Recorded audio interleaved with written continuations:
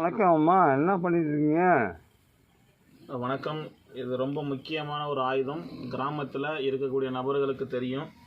அப்பா, தாத்தா, பாட்டன் இவங்களோட காலத்தில் பயன்படுத்தின ஒரு கருவி கோடாலி.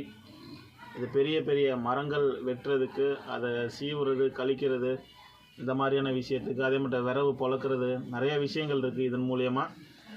ஸோ நம்ம மெயினான விஷயத்துக்கு வந்துடுவோம். என்ன விஷயம் அப்படின்னா, இன்றைக்கி திருச்சி மாவட்டம் லால்குடி, கூவூர், அங்கிட்டு அந்த சைடு பார்த்தீங்க அப்படின்னா தச்சங்குறிச்சி, குமுளூர் இந்த மாதிரியான பகுதியில் விவசாயம் பண்ணக்கூடிய நபர்கள், விவசாயிகளுக்கு பாசனத்திற்காக வேண்டியான தண்ணி வரலை அப்படின்னு சொல்லிட்டு மக்கள் போராடிக்கிட்டு இருக்காங்க.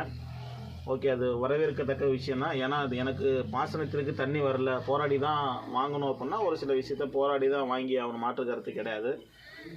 அதே தண்ணி நம்மளுக்கு கிடைக்கும் பொழுது, இப்போ நம்ம மழை வர மாதிரி இருக்குது அப்படின்னா நம்ம எப்படி குடை எடுத்துகிட்டு போகிறோமோ, அது மாதிரி தண்ணி வரும்பொழுது அந்த தண்ணியை சேமிக்கணும் அப்படிங்கிற அந்த எண்ணம் நமக்கு இருந்து அந்த தண்ணியை சேமித்து வச்சிருந்தால் இன்றைக்கி போராடுங்கிற அவசியம் இல்லை. இன்றைக்கி மாவட்ட ஆட்சியாளர் அலுவலகத்துக்கு முன்னாடி கொடி பிடிச்சி எனக்கு தண்ணி வரலை, நிலத்தடியில் நீரும் இல்லை அப்படின்னு நம்ம போராடினா மட்டும் அவங்க தண்ணி கொடுத்துருவாங்களா?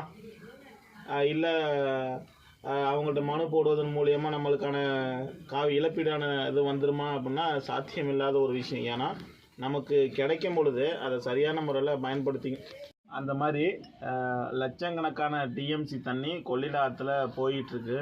அதை தடுப்பணையின் மூலியமாக தேக்கி வைக்கிறதுக்கான விஷயத்தை நம்ம பண்ணலாம். அதை பண்ண கிடையாது.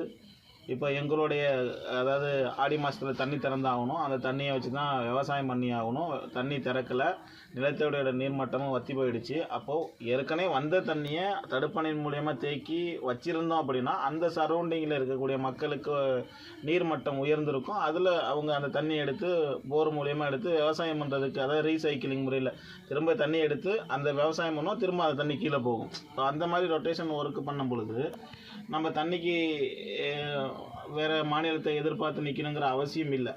அதை விட்டு இப்போ தண்ணி இல்லைங்கிறதுக்காக வேண்டி நம்ம கலெக்டர் ஆஃபீஸில் போய் மனு கொடுப்பதன் மூலியமாக அவங்க தண்ணி வாங்கி தந்துடுவாங்களா? இல்லை அதுக்கான பயிர் இது மாதிரி காஞ்சி போச்சு, கருகி போச்சுங்கிறதுக்கான காப்பீடு தருவாங்களா அப்படின்னா அது கேள்விக்குறி தான். ஏன்னா நிறையா அரசாங்கம் நிறைய திட்டங்களை சொல்லியிருக்கு. அதை சரியான முறையில் வழிநடத்தி அதுக்கு கொடுக்கறதுக்கே நிதி இல்லைங்கும் போது இப்போ இதில் ஒவ்வொரு விஷயமாக நம்ம பண்ணும் பொழுது அது தள்ளி தான் போகும். ஒழிச்சு இந்த பதிவுக்கான முக்கிய காரணம், தண்ணி நம்ம கிடைக்கும் பொழுது பயன்படுத்தி வச்சுக்கிட்டா நல்லா இருக்கும். அதன் மூலியமாக நம்ம அதை வச்சு விவசாயம் பண்ணலாம். இல்லை அப்படின்னா ஒவ்வொரு வருடமும் இந்த பிரச்சனை திரும்ப திரும்ப வர நம்ம தான் தொண்டை தண்ணி போக கத்தி சாகணுமே ஒழிச்சு வேறு வழியே கிடையாது. அந்த சூழலை மாற்றணுங்கிறதுக்கான ஒரு சின்ன பதிவாக இதில் பதிவு பண்ணுறதுல கடமைப்பட்டு